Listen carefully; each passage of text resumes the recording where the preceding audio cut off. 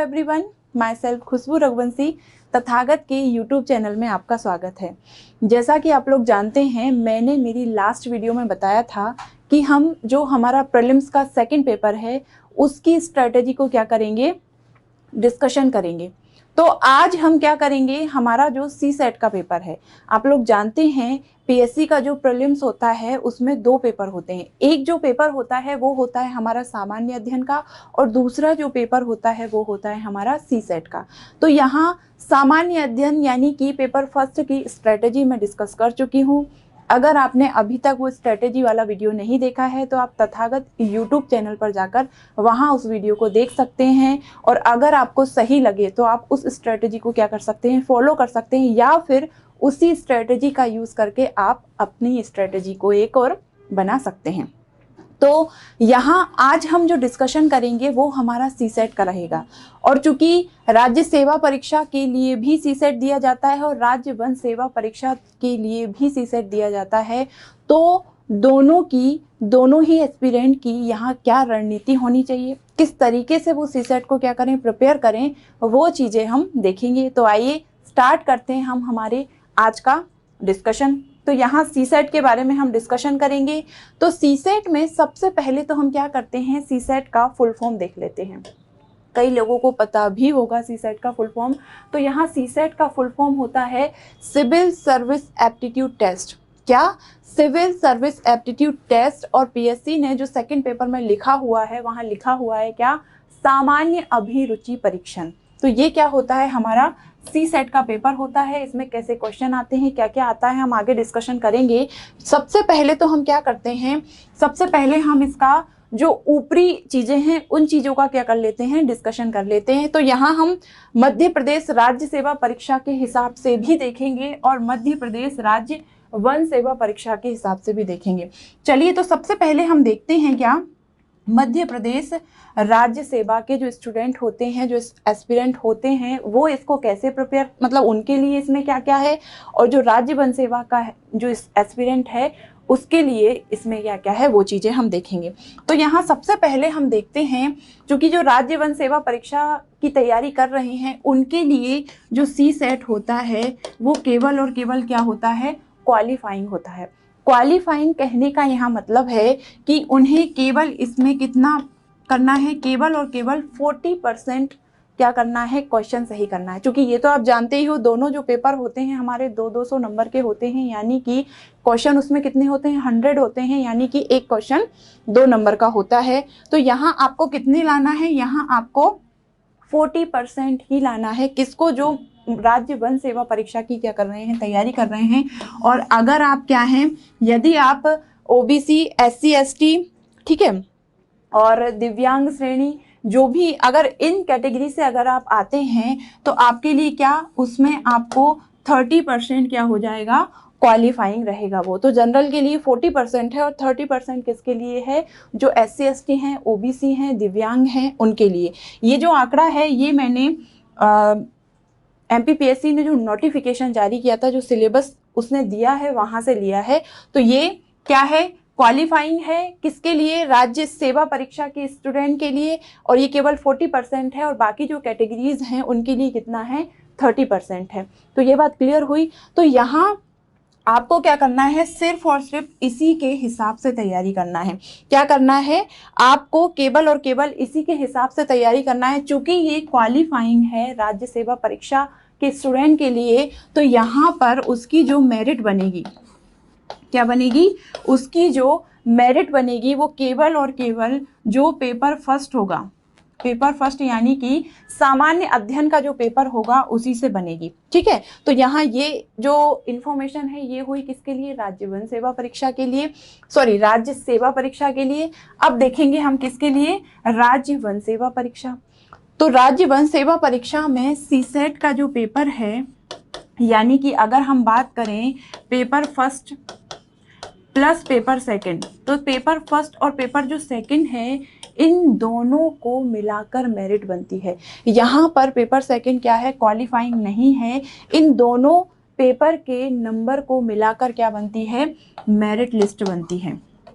तो यहाँ एस्पिरेंट के यहाँ जितने नंबर होंगे पेपर फर्स्ट में और पेपर सेकंड में, तो दोनों को मिलाकर क्या बनेगी, मेरिट लिस्ट बनेगी।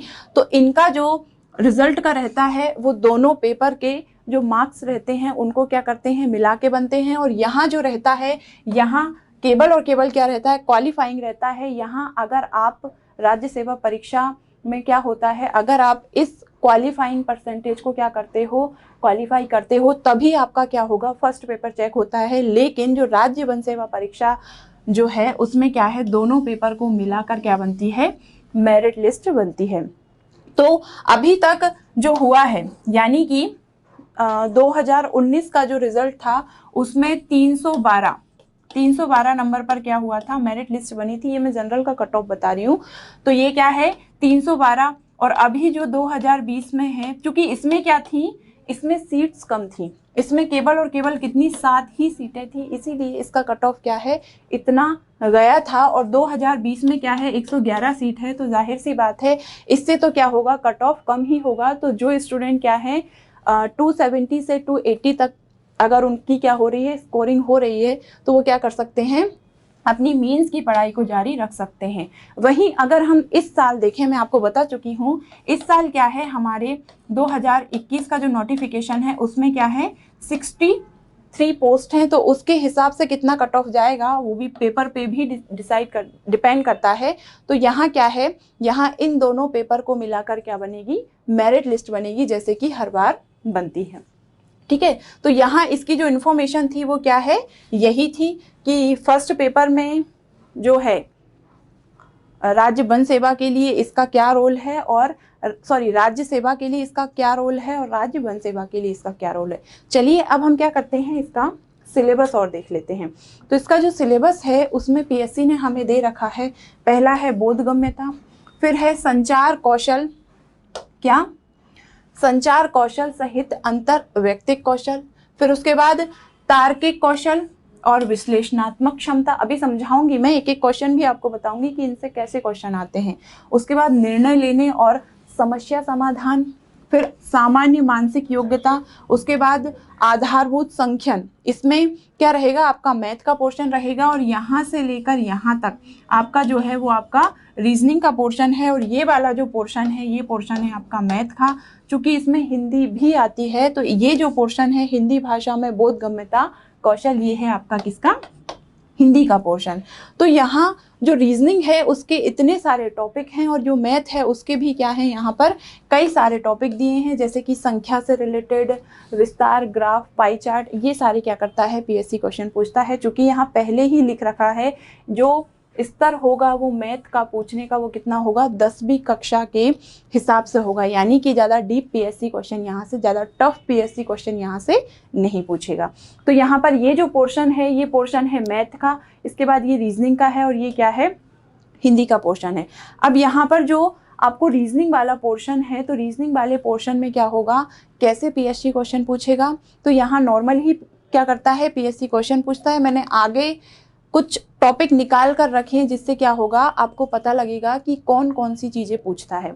तो यहाँ हम एक दो पर डिस्कशन कर लेते हैं। यहाँ जैसे कि क्या है, तार्किक कौशल और विश्लेषणात्मक क्षमता, ये कैसे क्वेश्चन पूछेगा पीएससी इसमें।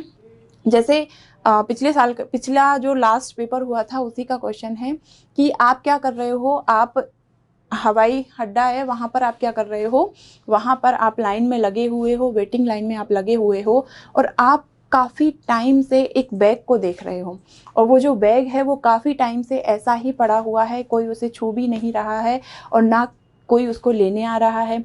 तो आपकी नज़र बार बार उस बैग पर जा रही है, तो इस कंडीशन में आप क्या करोगे।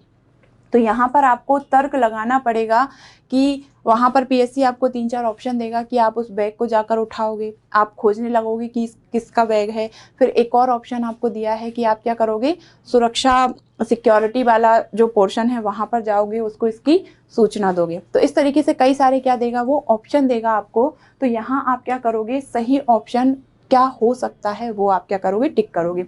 वहीं अगर हम देखें कि निर्णय लेना, समस्या समाधान, इसमें क्या होगा, जैसे आप क्या है, आप मेले में घूमने गए हैं और आपने क्या देखा मेले में कि एक बच्चा अपने माता पिता से बिछड़ गया है, वो रो रहा है और अपने माता पिता को खोज रहा है। ऐसी कंडीशन में आप क्या करेंगे, यानी कि आपके सामने क्या आई, एक समस्या आई, किसकी, वो बच्चे की समस्या, इसका समाधान आप कैसे करेंगे। तो इसमें क्या करेगा, पीएससी 3-4 आपको ऑप्शन देगा, उस ऑप्शन में जो आपको सही लगे, सबसे सही समाधान हो, उसको आप क्या करेंगे, राइट आंसर मानेंगे।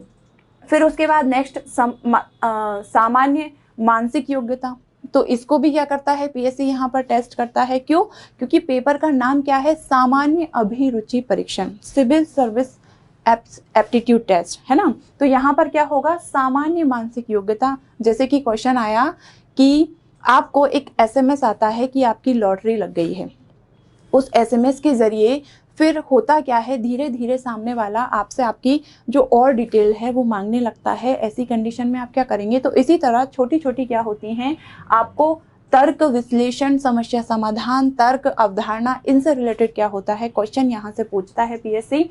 तो यहाँ इस तरीके से क्या होता है, सिलेबस से आपको क्वेश्चन आते हैं, 4 ऑप्शन रहता है, उसमें जो आपको सबसे सही लगेगा वो क्या करेंगे, आप एज अ आंसर टिक करके आएंगे। तो इस तरीके की क्या करता है पीएससी यहाँ से क्वेश्चन पूछता है। वहीं अगर हम देखें कि आधारभूत संख्यन यानी कि जो गणित है, वो उससे भी क्या होते हैं क्वेश्चन आते हैं। हिंदी में भी कई बार क्या होता है, क्वेश्चन पूछ लेता है। जैसे हिंदी में यहाँ पर अगर हम देखें तो यहाँ पर हमें गद्यांश भी देखने को मिलते हैं।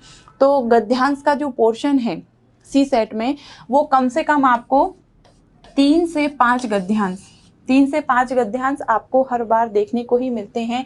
यानी कि एक गद्यांश में क्या है, 5 क्वेश्चन है। तो यहाँ आप मानकर चलो कि गद्यांश वाले पोर्शन से 15 से 20 क्वेश्चन क्या होंगे, आपको आएंगे ही आएंगे। तो यहाँ पर हिंदी वाला पोर्शन भी रहता है। कई बार पीएससी क्या करता है, सी सेट में हिंदी वाले पोर्शन में से संधियाँ भी पूछ लेता है।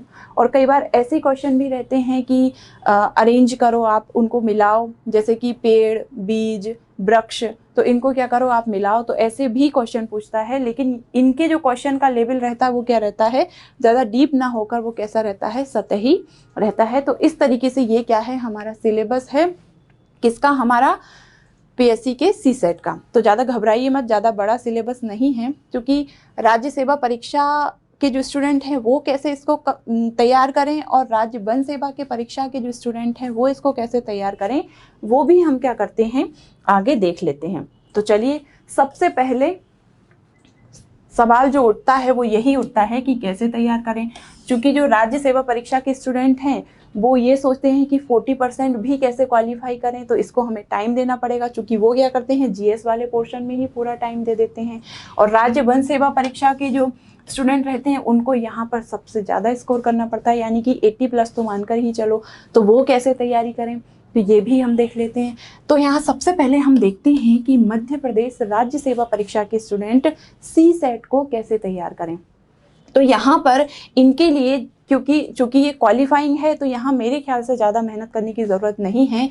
आप क्या कर सकते हैं, आप 2014 से लेकर 2019 तक के जो सी सेट के पेपर, 5-6 सी सेट के पेपर उठाइए, पिछले साल के प्रीवियस ईयर क्वेश्चन पेपर उठाइए, और उनका क्या कीजिए, आप सॉल्व देखिए। उनका 14 से लेकर 19 तक के आप क्या कीजिए, सॉल्व्ड पेपर लेकर आइए, और उनका क्या कीजिए, पूरा विवरण देखिए कि इस तरीके से क्या हुआ है, क्वेश्चन पूछा है और इस तरीके से पीएससी ने आंसर क्या किया है, माना है। तो यहाँ आपको ये 5-6 प्रीवियस ईयर क्वेश्चन पेपर लगाकर, वो भी आपको क्या करना है, सॉल्व देखना है, ठीक है। सॉल्व देख कर आपको क्या हो जाएगा, आप कॉमन सेंस लगा लेंगे कि किस तरह से हमें क्या करना है, इसको सॉल्व करना है। तो ये तो क्या है, ये आप लगाओगे ही लगाओगे, क्योंकि इससे क्या होगा, आपको पता लगेगा कि एक्चुअल में पीएससी कैसे क्वेश्चन पूछता है और उसको कैसे आंसर हमें देना होता है। तो यहाँ से आप ये अनुमान लगा लोगे।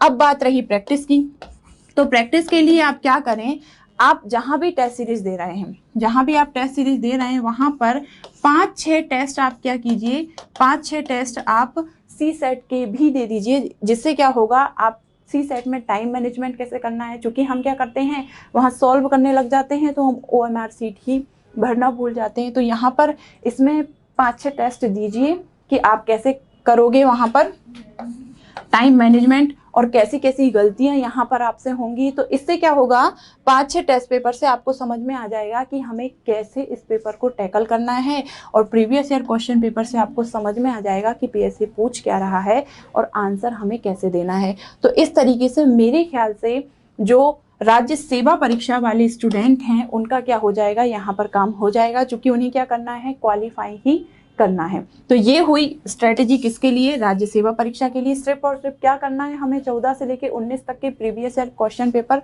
सॉल्व्ड देखना है, उनका क्या करना है, हमें एनालिसिस करना है, और उसके बाद हमें क्या करना है, 5-6 टेस्ट अगर हम लगा लेंगे तो हमारा काम हो जाएगा। क्लियर। चलिए अब हम आते हैं राज्य वन सेवा परीक्षा के जो स्टूडेंट हैं वो इसके लिए क्या करें, क्योंकि उनको मैथ का पोर्शन भी करना होगा, ठीक है, उनको रीजनिंग का पोर्शन भी करना होगा और उनको हिंदी का पोर्शन भी करना होगा।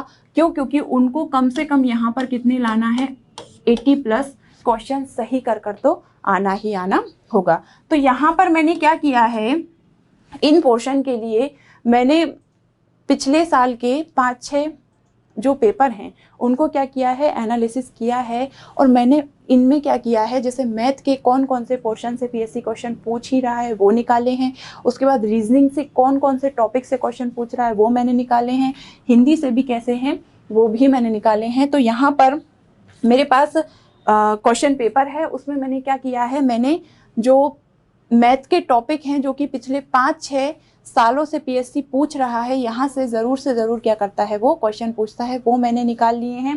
तो यहाँ पर मैथ में जो पोर्शन पीएससी पूछ रहा है, ज़्यादातर जिसको प्रायोरिटी दे रहा है वो है रेखीय समीकरण वाले टॉपिक। आप चाहें तो लिख सकते हैं, और क्या करेंगे, इन्हीं टॉपिक को आप क्या करेंगे, तैयार करेंगे बहुत अच्छे से, ताकि क्या हो, यहाँ पर आप 80+ क्वेश्चन सही कर आ सको। तो रेखीय समीकरण से पीएससी हर साल क्वेश्चन पूछता है, सरलीकरण वाला जो टॉपिक है उसे भी पीएससी हर साल पूछता है, नाव धारा वाले जो क्वेश्चन रहते हैं वहां से भी क्वेश्चन आता है हर साल, अनुपात समानुपात वाला टॉपिक भी आता है, उसके बाद प्रतिशत और औसत जो एवरेज वाला क्वेश्चन होता है उससे भी क्या आते हैं, क्वेश्चन पूछता है, परसेंटेज वाला, लाभ हानि, समय दूरी, ठीक है, उसके बाद ज्यामिति से भी क्वेश्चन आते हैं, लाभ हानि बता चुकी हूँ मैं, समय काम, जैसे कि 8 पुरुष इस काम को करने में 2 दिन लेते हैं तो 4 महिलाएं इस काम को करने में कितने दिन लेंगी। तो इस तरीके से समय काम के भी क्या करता है, पीएससी क्वेश्चन पूछता है।